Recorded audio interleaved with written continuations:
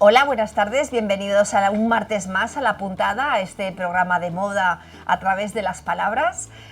Hoy, como veis, estamos dos, aunque no estamos en el mismo espacio. Cosas de estos tiempos. Quiero dar la bienvenida, como siempre, a Isabel, mi compañera de fatigas en esta aventura. Isabel, ¿qué tal? Buenas tardes. ¿Qué tal, Lidia? Hola a todos. ¿Cómo estás? Pues bien, bien. Nada, aquí muy contenta de poder estar en la puntada, aunque sea Ujú. así en remoto. Sí. Así que Bueno, todo es bien. lo Muchas bueno que tienen gracias. las redes hoy en día y todo este mundo tecnológico que nos ha caído así de golpe y siempre hay cosas buenas y una de ellas es bueno, poder estar en alma, si no es en físico, en alma, ¿no? Digamos. Eso es. Bueno, pues nada, pues arrancamos un martes más con un tema, una palabra preciosa. Antes vamos a comentar unos libros que empezamos la semana pasada con esta sección como de comenta un libro. Y teníamos dos para comentar, uno por parte de Isabel, que ya lo había traído aquí, y otro que hemos traído también que nos puede parecer interesante. Y el primero es Modachrome, recomendación de Isabel, que además viene muy bien porque creo recordar que la semana pasada o la anterior hablamos de una exposición que se había acabado en la Espacio Telefónica sobre el color, ¿no? Y eso es un libro, bueno, es el catálogo de la exposición Modachrome que se hizo en el Museo del Traje, el color en la historia de la moda. Y Isabel, dinos brevemente por qué lo recomiendas de alguna manera, Sí, qué es lo que te pues trajo el mira, libro. como comentábamos en el programa pasado, es un libro que me gusta mucho ¿Mm? porque además de tener unos textos muy buenos que explican un poco, pues no solamente la historia del color, sino también cómo se asocia a la psicología. Uh -huh. Luego vienen unos trajes preciosos. Sí, sí. Creo que hay una selección de trajes. No sé si puedes mostrar a la cámara para que Sí, vean algunos, ¿no? estaba mirando, porque al final hay un glosario que también está muy bien. Sí, Es que todas las fotos son, bueno, aquí hay un vestido de día de 1883 con este polisón, un rojo precioso, como así como vestido como de los más antiguos de la exposición, pero también hace un recorrido por hasta la actualidad, ¿no? Hasta la actualidad de cuando eso se hizo esa es. exposición. Y voy a mostrar uno de John Galliano, que me llamó mucho la atención cuando lo estuve ojeando, porque es un vestido de noche de John Galliano, bueno, pues el célebre Ujú. diseñador para Dior y bueno, con marca propia, que el estampado es de camuflaje. Y el camuflaje Eso estamos es. acostumbrados a verlo, sobre todo en la ropa de caso, en la ropa más informal, pero el camuflaje es un estampado que viene de origen militar, ¿no? Entonces llevárselo a la noche pues es un salto también, porque todo al final se va digiriendo, los años van generando ese pozo y al final todo se va digiriendo y lo vemos Ujú. normal, pero no es tan normal. Entonces, estaba justamente mostrando un poco unas fotos para que lo pudieran ver y ahora lo dejo aquí en el atril Sí. Es para que que como lo... dices, es un libro que enriquece mucho. Yo Hmm, cuando hago la clase del color con los alumnos hmm, en diseño de moda, es un libro, como digo, que enriquece mucho porque, como dices, es un recorrido hasta la actualidad, ¿no? hmm, Entonces, es una forma de aprender sobre el color diferente, ¿no? hmm. Y bueno, pues vas aprendiendo un poco toda la par sin casi darte cuenta. Y luego hay unos trajes que me gustan mucho, que sabes que me encantan, bueno, pues muchos de los diseñadores japoneses, ¿no? Como pueden Sí, ser, bueno, pues Yohji Yamamoto. Vienen varios trajes también, ¿no? Y sí. son preciosos, ¿no? Y algunos tienen mucho color, como, ahora no recuerdo cuál era, Hmm. con colores además primarios, ¿no? Y estoy mostrando uno de Rei Kawakubo, que además es una Sí, diseñadora muy conceptual, sí, casi filosófica, casi que lo que menos diseñan es corte y bueno, sí, corte tiene y patronaje también, pero que es una moda que se podría llamar la antimoda, ¿no? Y que también son esta mezcla de azules, azules índigos, eso es. ese azul del mar profundo, y está muy bien, la verdad. Y yo también quería mencionar en este libro el famoso color negro, que a ver si encuentro ahora aquí. Pues en la sección de negro, pues bueno, pues vamos a poner uno de Mira, Chanel, ¿no? hablando de Yohji Yamamoto y el negro, ¿no? Por ejemplo. Eso es.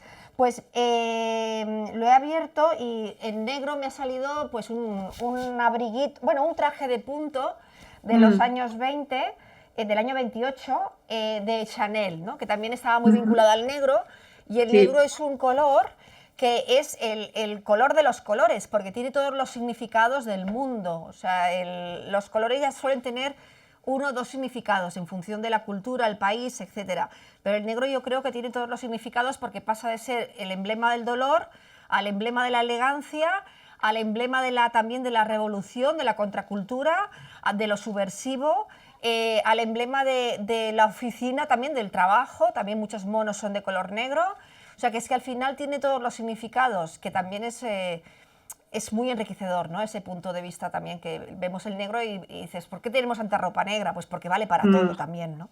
Sí, Y creo que además es el color que mata la forma. A mí me encanta el negro, pero a reconozco mí que también. cuando algo es de color negro nos cansa menos porque dejamos de percibir la forma que tiene. Entonces, bueno, me parece que también es como una especie de agujero negro que atrapa también la forma de las piezas, ¿no? Más que a lo mejor otro color que las resalta, que puedes resaltar y puedes ver los acabados, las terminaciones. En cambio, el negro como que todo lo deja en una mancha, ¿no? De alguna manera. Ujú. Bueno, pues queda esta recomendación. Lo dejo aquí en el atril para que lo puedan ver. Y he traído también para recomendar un libro pequeñito. Mira, aquí aún figura el precio que yo lo compré en pesetas. O sea, no es que esté descatalogado, es que ya es de esto directamente a segunda mano, a librerías de viejo o a portales pues, o a la Pop y demás que lo puedan vender. Me costó 1.400 pesetas, es que me da esta risa. Que es un pequeño manual chiquitín, pero muy, muy concentrado, que viene muy bien para hacer un repaso, un visionado, toda la historia desde Egipto hasta la actualidad, pero el hilo conductor es la belleza. ¿Y qué es? De hecho se llama La historia de la belleza, de Dominique Paquet. ¿Y qué es la belleza? La belleza, Ujú. pues depende, porque según cada siglo o cada década es de una manera. Si vemos los cuadros pues del Renacimiento, con esas frentes tan anchas, sin cejas, etcétera, nos pueden parecer estas señoras espantosas. Y en cambio es el icono de belleza de la época, ¿no? Si vemos un tipo de mujer de los años 20 o 30, vemos otro tipo de belleza y así sucesivamente. Entonces, cómo la belleza va cambiando conforme pasan los siglos y las décadas. Y eso también condiciona la moda, porque al fin y al cabo la indumentaria forma parte, aparte de la esencia de vestirnos y de salir a la calle, de taparnos del frío y protegernos del calor, también de una estética, ¿no? Y como una cosa que ahora nos puede parecer horrible, que eso pasa cuando compramos algo, nos gusta mucho, luego lo dejamos en el armario, pasa de moda y nos parece horrible, ¿no? ¿Y cómo hemos llevado eso? Bueno, pues con la belleza pasa un poco igual, ¿no? Que es muy curioso porque ahora estaríamos también en otro cambio de belleza, con todos los filtros de Instagram y demás.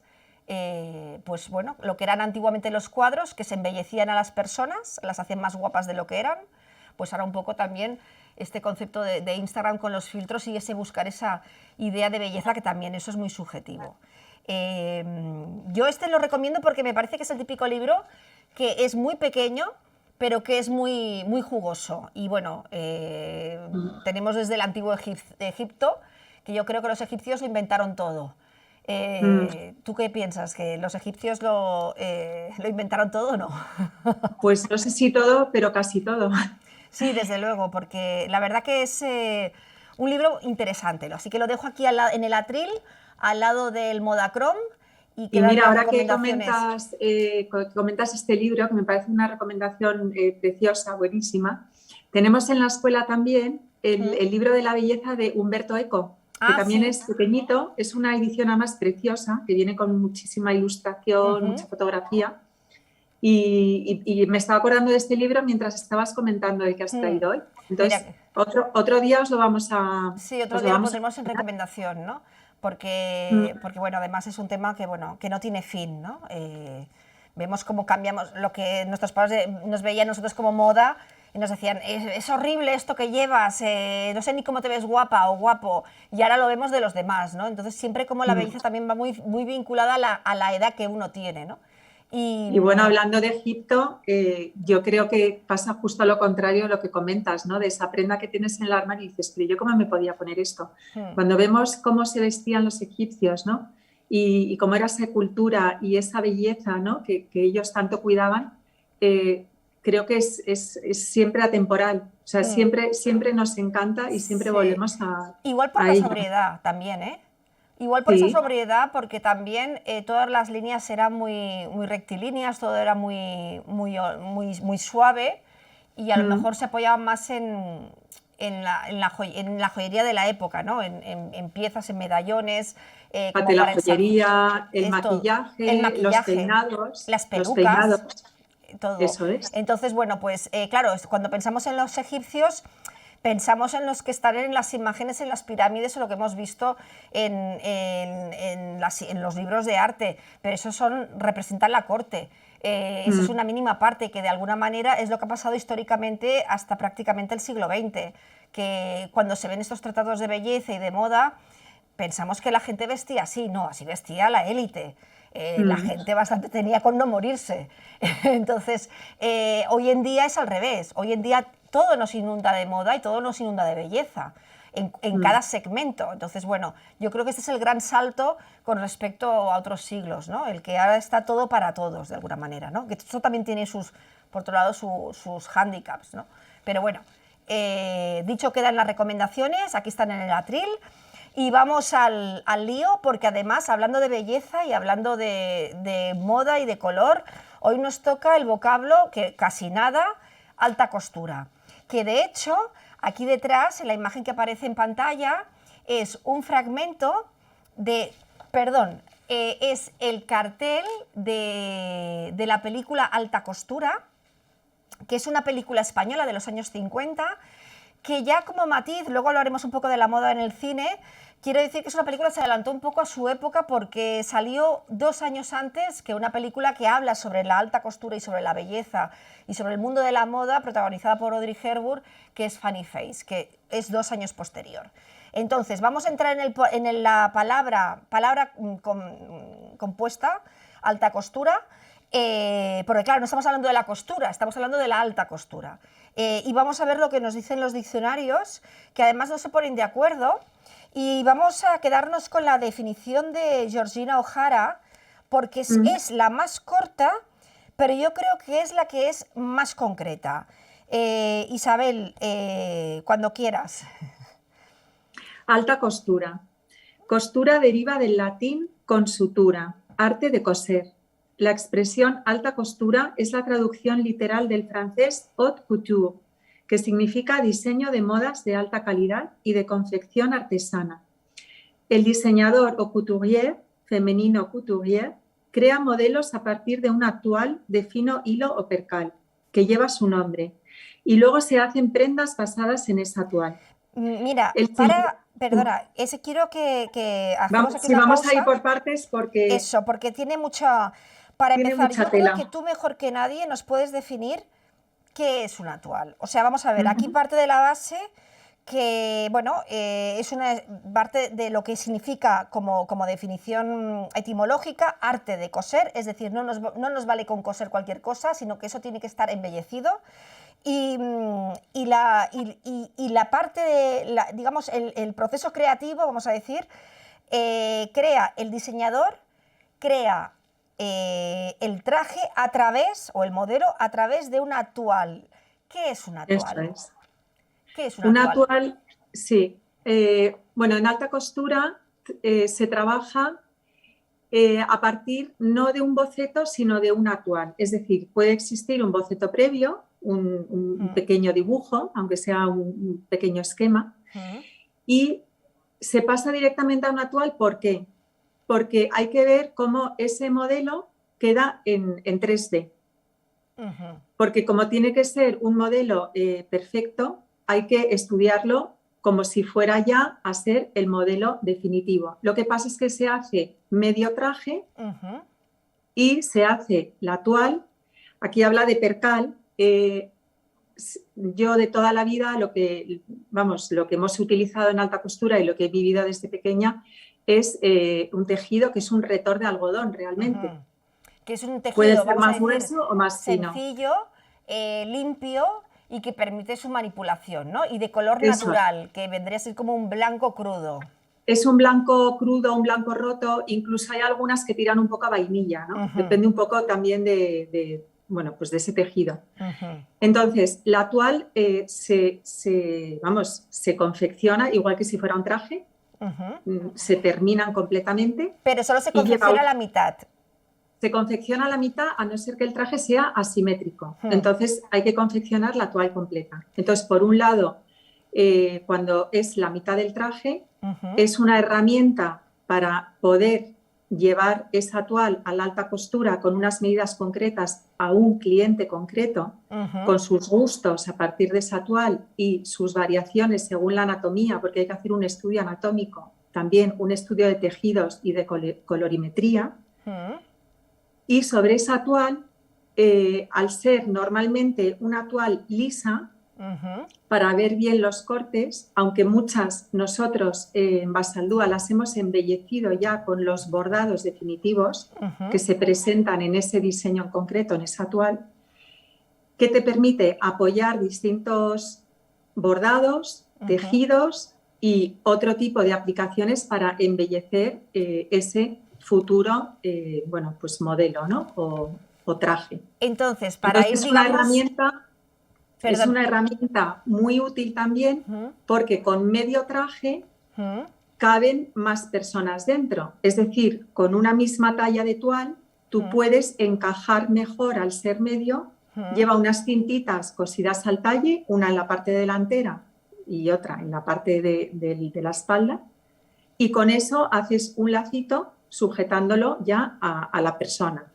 Es decir, para la persona es, como ese traje de alta costura no existe, vamos a decir, y lo que existe es un soporte para que el creador pueda entender un poco lo que quiere hacer, que es un dibujo, pero que probablemente la clienta no sabe interpretar ese dibujo, es como para que la clienta vea cómo va a ser el traje, digamos, antes de hacerlo, para que ella diga, pues me gusta cómo va o no me gusta. Digamos, y qué variaciones o rectificaciones hay que luego hacer sobre esa toile para que ese traje sea perfecto para esa persona, porque la alta costura se hace para una persona en concreto, con una anatomía y una personalidad muy concreta. Y el uso y la idea de utilizar ese tejido de retor de algodón en color natural, que el algodón tiene un color que no es un blanco perfecto, es un blanco roto, un blanco leche, con las variaciones que pueda encontrar, es para, digamos, ahorrar lo que es el tejido que se va a utilizar realmente, porque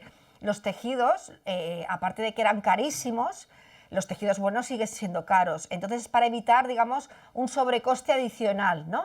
Claro, por un lado tiene que ver con el coste, como bien dices, y por otro lado, a mí me parece que la toile es una ventaja porque el retor de algodón es un tejido muy neutro, ¿no? Entonces no te lleva a confusión cuando te estás viendo. Entonces, cuando nosotros siempre probamos delante de un espejo y se ve muy bien el delantero y luego la espalda, por supuesto, y sobre todo el perfil, que es muy importante, porque al ser medio traje, cuando tú te pones de perfil delante del espejo parece que estás completamente vestida.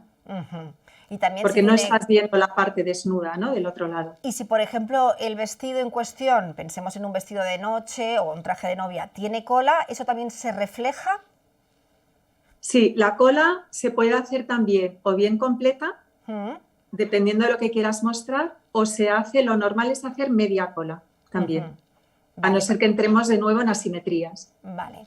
Bueno, pues queda, digamos, explicado este proceso de creativo de la alta costura, que siempre se dice, no, es que solo existe un modelo para esa persona, está todo hecho a mano. Bueno, pues saber exactamente qué quiere decir hecho a mano, que previamente hay un paso que es hacer de nada, hacer un simulacro para que esa persona vea cómo va a ir el traje y si le gusta o no le gusta, y hacer las modificaciones que estén oportunas para cuando se pase al traje con el tejido bueno, pues no haya margen de error, vamos a decir, ¿no? Bueno, pues vamos a seguir leyendo esta definición de alta costura, que ahora entramos ya cuando abrimos el melón. Que también se llama, perdona que te interrumpa, Lidia, porque si nos están escuchando desde Valencia y otros sitios, también se llama glasilla. Sí. Es una palabra que también se utiliza para designar la toile. Vale, perfecto. Pues sigamos, porque ahora vamos a abrir el melón de la alta costura y su afiliación de los modistos. ¿Sigo leyendo yo? ¿Quieres leer? Venga, pues Sí, sigue tú. Sí. el Syndicat de la Couturière Parisienne, ahora Chambre Syndicale de la Haute Couture, es decir, la Cámara Sindical de la Alta Costura, fue una asociación de diseñadores de ropa fundada en París en 1868 para impedir la copia de los modelos. La haute couture, o alta costura, depende en gran medida de un equipo de especialistas que manufacturan botones, guantes, bisutería, sombreros y adornos, todos ellos de calidad superior. La haute couture es, pues, laboriosa y costosa. Ojo, porque yo creo que hemos dado con el talón de Aquiles de la alta costura, que es la copia. La moda siempre ha sido para las élites. Es a partir de mitad del siglo XIX, con la consolidación de la burguesía y luego diferentes escalas sociales hacia más abajo, que la gente empieza a tener acceso, otra gente que no estaba en principio en esa pirámide de poder, empieza a entrar en esta nueva sociedad, una sociedad industrial, y la sociedad lentamente se empieza, vamos a decir, a enriquecer, cada uno dentro de su eslabón social, ¿no? ¿Qué pasa? Que con la alta costura y con esta época de 1868 también llegan las revistas de prensa, etcétera, etcétera, las revistas especializadas en moda, y el gran problema de la alta costura, por la cual todos los modistas se unieron en esta cámara, que luego esto se ha replicado en diferentes países, y que dos modistas o tres se unan es complicado, porque los modistas cada uno hacía su creación y tenían terror a copiarse entre ellos, ¿no? A que les copiasen un modelo. Justamente es por la copia de otros modistas más económicos, en principio, luego serán las fábricas, los confeccionistas más adelante, que copian esos grandes modistas a mejor precio. Es decir, lo que vemos hoy en día con algo totalmente naturalizado, ya empezó hace más de 100 años, y además vemos que no ha cambiado nada en la sociedad, porque nos sigue pasando lo mismo. Es decir, que la alta costura, desde el momento que nace, está herida de muerte por la propia copia, porque todo el mundo quiere vestir bien al menor precio posible. Yo creo que, primero, mucha gente porque no se lo puede permitir, y otra gente a lo mejor se lo puede permitir, pero no le apetece gastar, ¿no? Entonces, creo que han pasado 150 años, nos han caído 2 guerras, ha pasado de todo, pero esto no ha cambiado. O sea, hemos cambiado los hábitos de compra, pero vemos cómo la calle está llena de imitaciones y... Y ahora que hablas sobre la Cámara Sindical de la Alta Costura, ¿no? Bueno, pues al final, bueno, tú sabes mejor que nadie, ¿no? Como lo que ocurría en España, ¿no? Y cómo sí se protegía en un momento, ¿no? Pero cuando no hay un organismo que lo está protegiendo, al final alta costura se le llama a cualquier cosa, ¿no? Y una de las características que tiene la alta costura, que además era uno de los requisitos que tenía que tener esa casa de alta costura por la Cámara, era que los modelos tenían que ser originales. Efectivamente. Y esa característica me encanta, ¿no? Por lo que hablas tú de la copia, ¿no?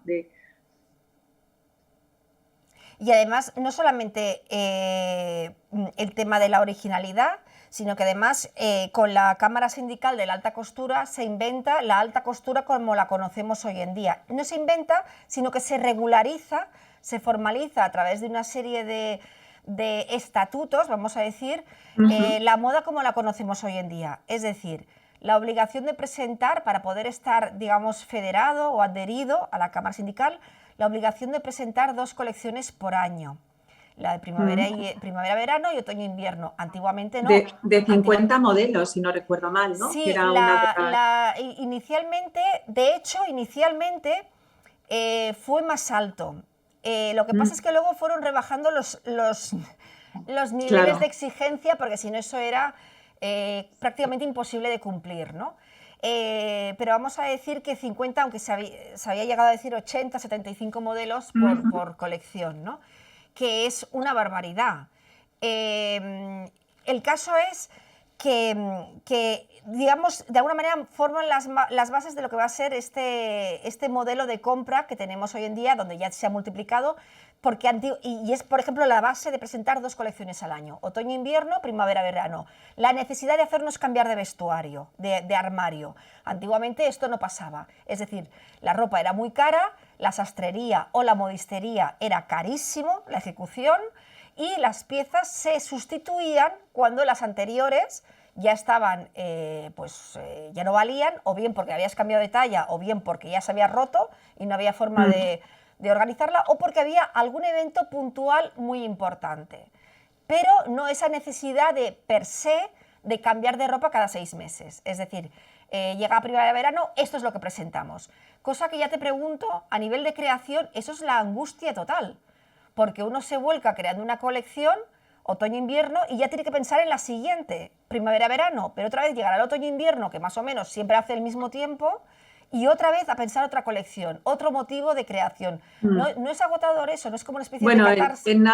Yo creo que en alta costura, más que agotador, que también lo es, yo creo que llega un momento que es imposible, porque si tú creas de la nada, porque al final eso es lo que es la alta costura, y todos esos modelos son originales, el trabajo ya solamente por horas es imposible, ¿no? Y luego las exigencias también, ¿no? Porque en la cámara yo creo que eran 20 empleados, ¿no? Lo que se exigía, al menos 20 empleados. Sí, 20 empleados por taller. Lo que pasa claro, es que digamos que la alta moda, la alta costura llegó a tener tal desarrollo, porque también es el desarrollo de una época, que bueno, se decía, por ejemplo, en el caso de Pertegaz, que yo también creo que ahí hay mucho mito, magia, religión, que llegó a tener 700 oficialas, no trabajadoras, trabajadoras entre las dos casas, la de Madrid y la de Barcelona. Yo creo que directamente seguro que no. Pero claro, si también vemos, hablando de...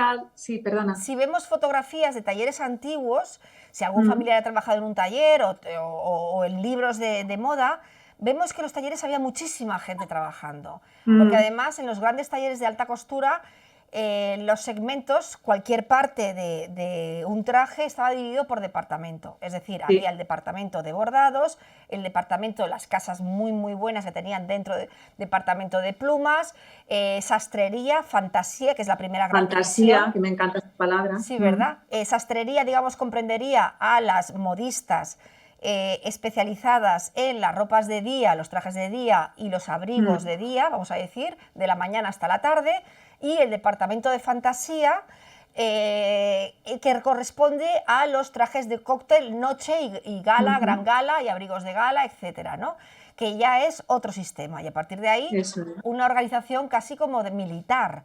Y sí, luego, que en sastrería se llamaba también los trajes de calle, ¿no? Porque cuando empezaron mis abuelos, yo siempre veía lo de trajes de calle, ¿no? De calle. Sí. El sastre, un sastre que parece que sea de caballero, no, el sastre es una palabra que viene de la moda masculina, se roba ese vocablo porque se roba esa pieza, que es un sastre para la calle, ¿no? Que es un poco masculinizar la línea de la mujer, y de ahí ya quedó la palabra sastrería, digamos, ¿no? O ya sastre. que hablas de Pertegaz, ¿no? Que a lo mejor era una exageración, ¿no? Todas las oficialas que había, porque además, aparte de los distintos departamentos, había oficialas que estaban especializadas. Bueno, yo me acuerdo cuando yo era pequeña, me acuerdo que había una oficiala que solo hacía jaretas, otra solo ponía corchetet.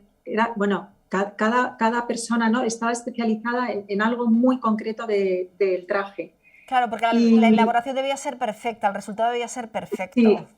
Y ahora que hablas de los empleados, ¿no? O las empleadas de Pertegaz, de Worth, que hablando de alta costura no podemos dejar de hablar de Worth. Sí, porque es, ¿no?, el padre de la alta costura, llegaban a decir que tenía 1000 y pico, ¿no? 1000 y pico empleados, que me parece, bueno, impresionante, ¿no? Sí, tú imagínate que es dar un sueldo al final de mes, ¿no? O sea, ¿qué importa de tener la ropa para poder pagar a todo el mundo y que te quede para ti, ¿no?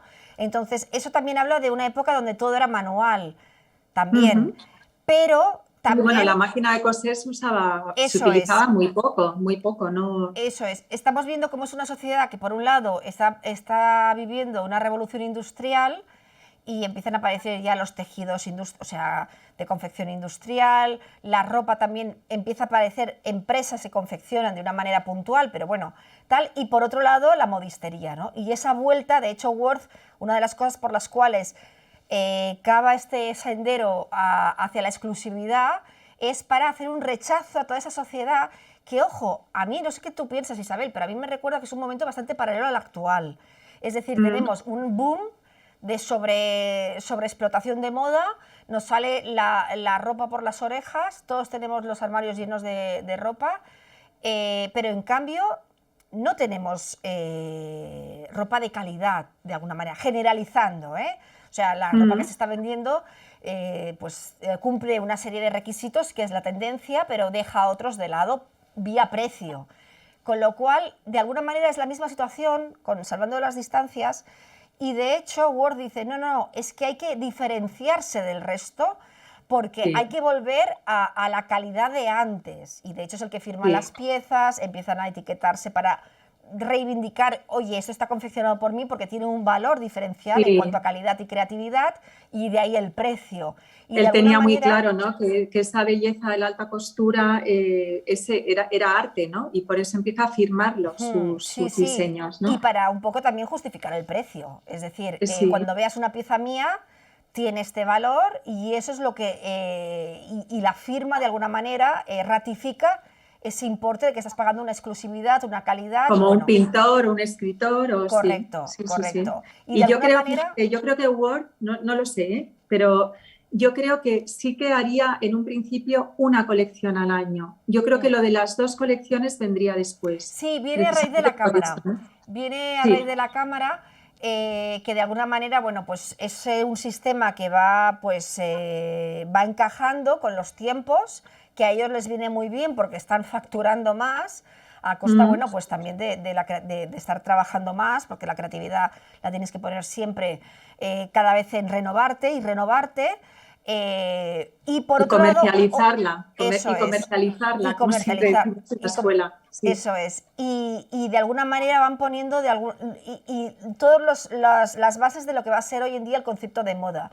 Y otra de las cosas, que eso sí, el padre es Worth, que es el padre de muchas cosas, es el hecho de que los maniquís por primera vez empiezan a desfilar. Él crea una serie de piezas ya concebidas, que luego hará adaptaciones, y usa al principio a su mujer, que luego ya cuando la cosa va mejor ya tienen un pequeño equipo de maniquíes, vamos a decir, que desfilan ante la clienta con esas piezas puestas.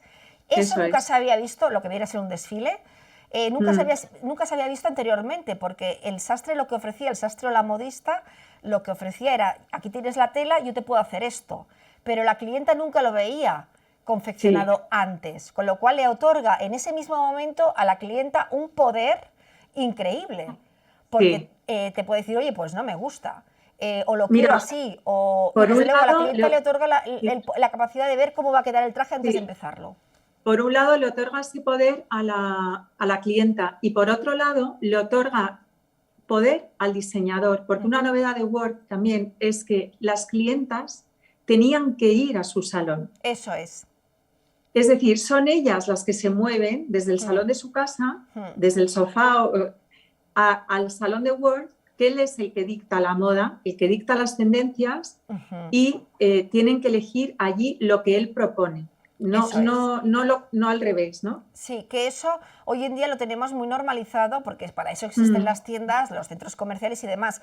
Pero hemos de pensar que en el inicio de la alta costura, la clienta era la reina y señora, la que podía pagarlo, o una gran burguesa o una gran aristócrata, o no hablemos ya si es la reina, y eran los modistas o sastres los que se desplazaban al domicilio.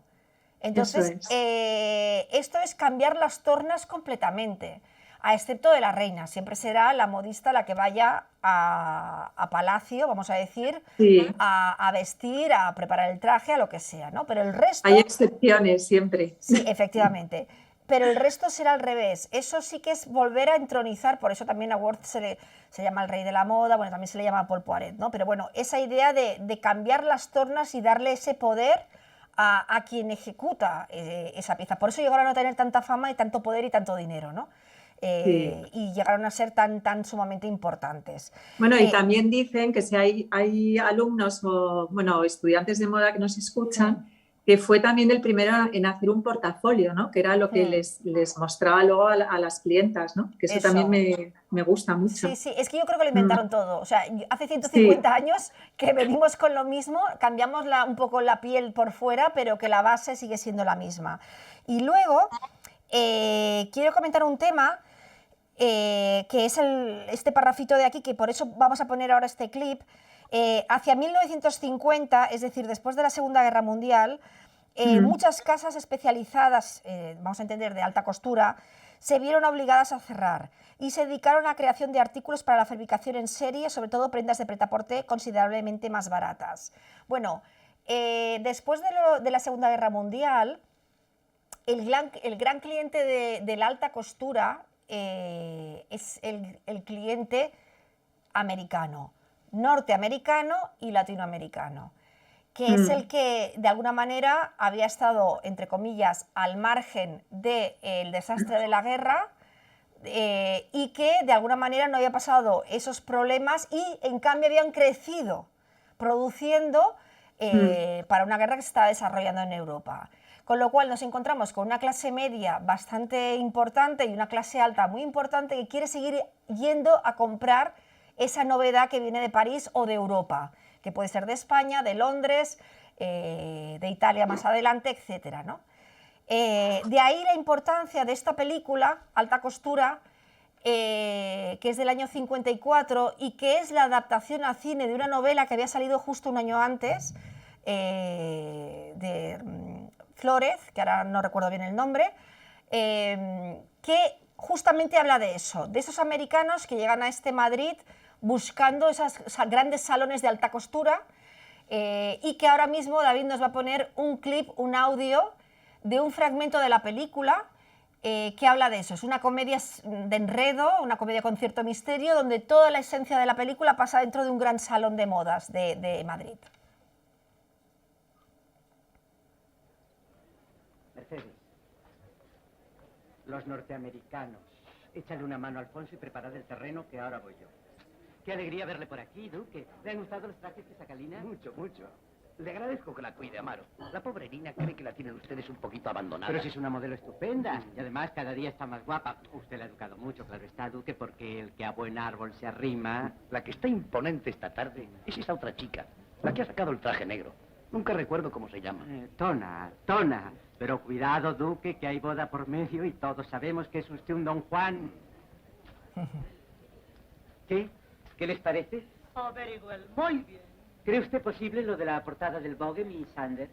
Quizá con drama pudiéramos hacer algo bonito. Nosotros hablar mucho después de todo esto.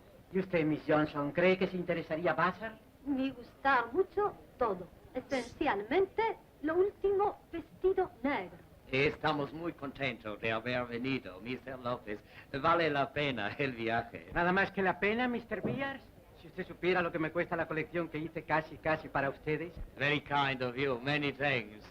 Hay cosas mucho interesantes. Cenaremos juntos, claro está, si no tienen otro compromiso. Bueno, pues muchísimas gracias. más o menos os invitamos a que veáis la película. Como detalle os diré que esta película, el vestuario, que además es maravilloso, está elaborado por Balenciaga. Y yo creo que la película, de alguna manera, el modisto que hace ver un poco que es esa gran casa de alta costura, podría ser Balenciaga perfectamente, ¿no? O cualquier otro modisto de la época de aquí, pues Pertegaz, Pedro Rodríguez, etcétera, etcétera. Y yo creo que la película, salvando la distancia, que es una película de los años 50, que ya pues han cambiado las temáticas y demás, no deja de ser un documental de la época, de todos a producir para estos americanos que vienen y que, bueno, que viene la directora de revistas del Vogue, el jefe de los grandes almacenes, y que a ponerlo mejor en el salón de costura para poder hacer el pedido más grande y que se lo llevasen a Estados Unidos, y es de donde ahí, además, se trabajaba con dos precios, el precio para la clienta nacional y el precio para el cliente Yo creo, internacional, ¿no? Lidia, yo creo que como dices, tiene más un valor documental del reflejo, ¿no? De lo que eran los Sí, salones de alta costura del momento que como película, sí, porque si la vais a ver, la puntuación que le dan bueno, en las plataformas estas es pésima. sí. Entonces, tiene más valor como documental, como bien dices. Claro, porque es que además el hilo ya, o sea, a ver, la temática cae por su peso, porque ya es una temática que está totalmente obsoleta. Pero sí que es cierto que la película es muy interesante y de hecho es una película que se adelanta a todas estas películas de amor y lujo de los años 50 de moda. Que bueno, Sabrina es una de ellas, Funny Face es otra, y que son estas donde la moda es la que cambia el personaje, ¿no? Lo que pasa es que en este caso la película, bueno, pues es un thriller romántico comedia, vamos a decir, ¿no? Y sobre todo me interesa por eso, por mostrar, bueno, pues el tema de un salón de costura, de alta costura con sus desfiles, porque además están desfilando maniquís de verdad, más entremezcladas con actrices, ¿no?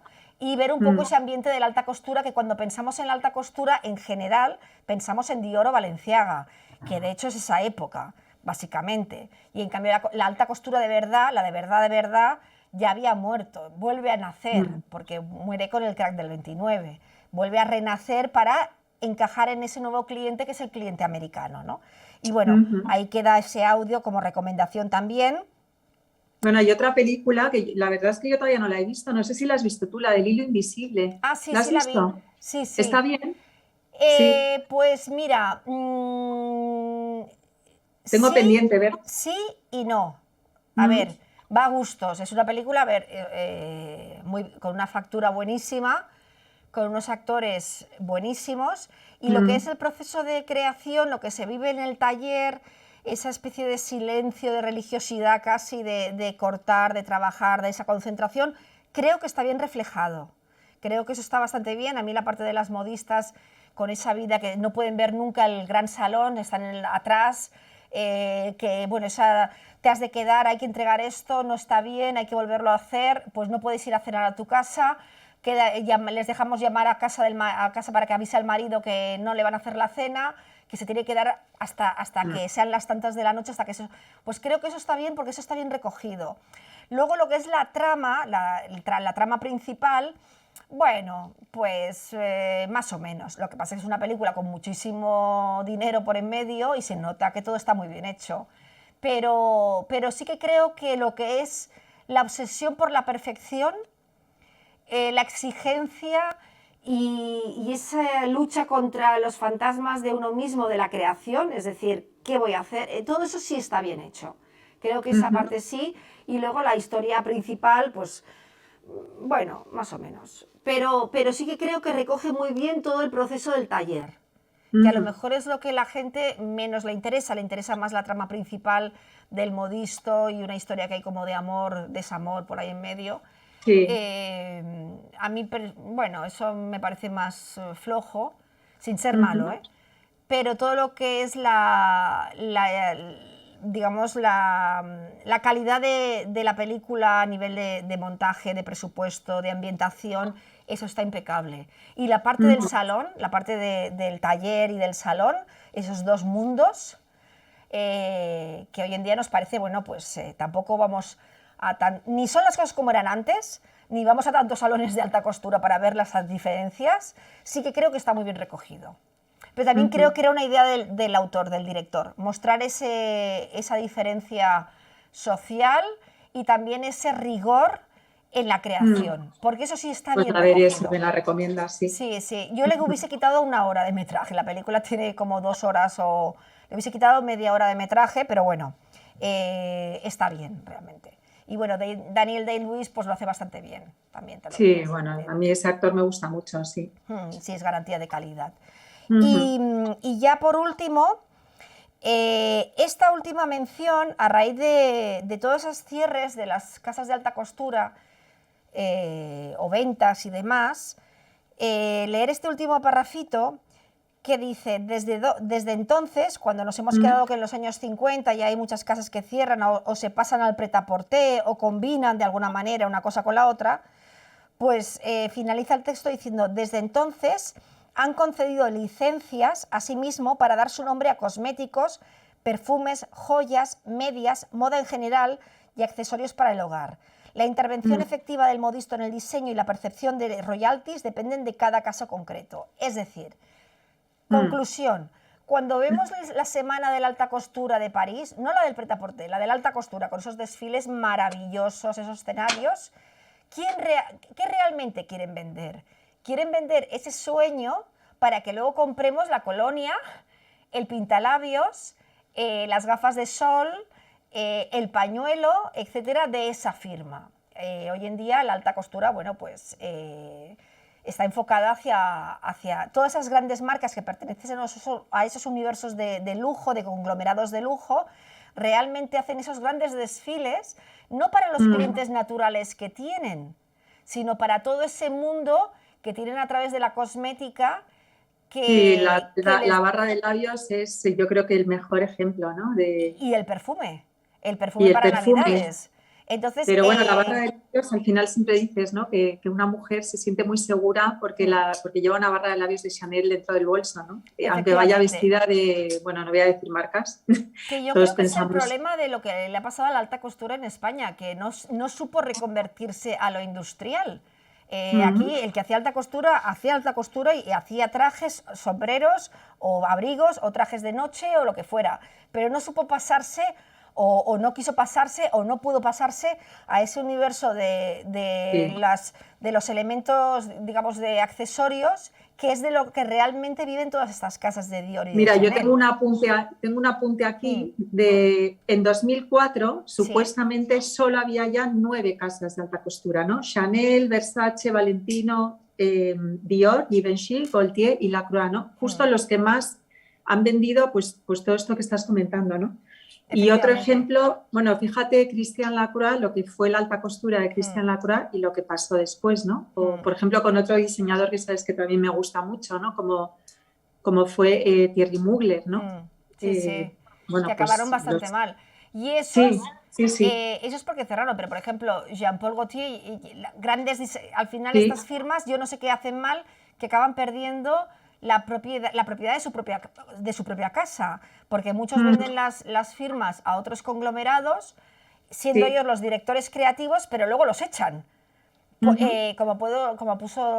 Como Jean-Louis Cherrer, también que lo echaron de su propia firma.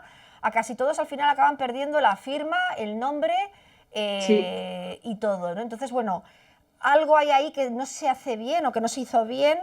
Y en cambio los que subieron a hacer esa transición dentro de esos conglomerados de lujo, pues lo que tú dices, cuando estamos pensando en estas marcas, realmente ¿cuántas piezas vende Chanel de un traje de alta costura de noche? Pues poquísimas. ¿Qué vende Chanel? El pintalabios, la laca de uñas, las gafas, el perfume y ahora el bolso, ¿no? Como mucho.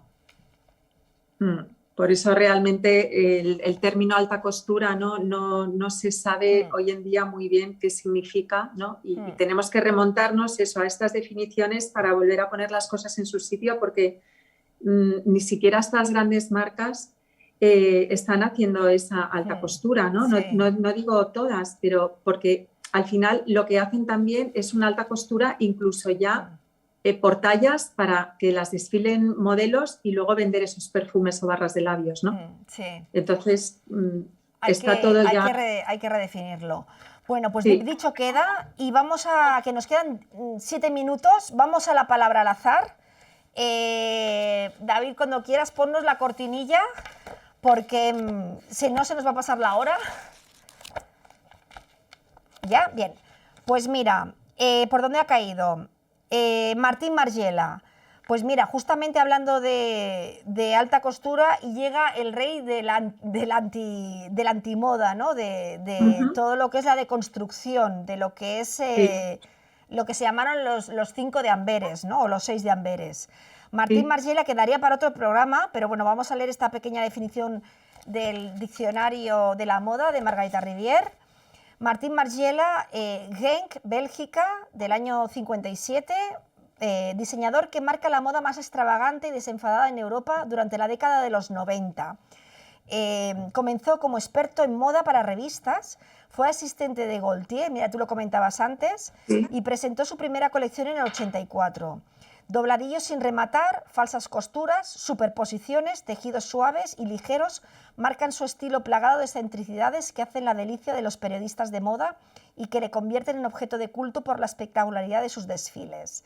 Bueno, pues dobladillos sin rematar es justo lo opuesto a los acabados perfectos de la alta costura, pero también es cierto que eso es lo que se puso de moda y que todos lo hemos llevado pues todo deshilachado de alguna manera, y estas formas que no son el concepto de lo femenino que se entiende, sino que buscaban, bueno, yo creo que también estaría dentro de lo que empezamos a llamar androginia de alguna manera, ¿no? De toda esta moda, esa moda no moda, ¿no? De alguna manera. Y de esta moda que llegó de la escuela esa de Amberes, que además reivindican la figura de Balenciaga, son los que más, juntamente con los japoneses, por Sí. esa moda más desestructurada del final de Balenciaga. Y a mí en concreto, Martín Margiela me ha ido gustando con los años. ¿A ti te ha gustado desde el principio? A mí también. Sí, ahora que dices lo de no moda, ¿no? Y todo, bueno, todo ese universo, ¿no? Alrededor de Margiela, sus etiquetas, ¿no? Que no Sí. tienen, son unas etiquetas en blanco con 4 hilvanes o con 4 hilos, ¿no? Sí, Que sí. Y bueno, todo ese secretismo también en torno a su persona, ¿no? Todo eso, pues al final es algo que es Bueno, yo creo que muy eso también lo atractivo. copió de Balenciaga un poco, de ese Sí, secretismo, de no dar nunca, bueno, pues esas entrevistas a periodistas, de estar siempre en el backstage y no aparecer nunca, ¿no? Sí, De sí, alguna, sí. bueno, de alguna manera no le pones cara y automáticamente generas un halo de misterio sobre esa marca que lo hace más atractivo. O sea, hay algo que tendemos, bueno, pues eso, a buscar siempre lo diferente, ¿no? Entonces, bueno, eso de que no se conozca al autor, que no le pongamos cara, también hace que no juzguemos a la moda por la persona, sino por lo que es la moda, pero sabiendo que esa persona está ahí de una forma invisible, ¿no? Yo creo que eso es un calco directo de Balenciaga, que también era huidizo ante la prensa y que solo concedió 2 entrevistas formalmente y una ya era cuando cerró la casa.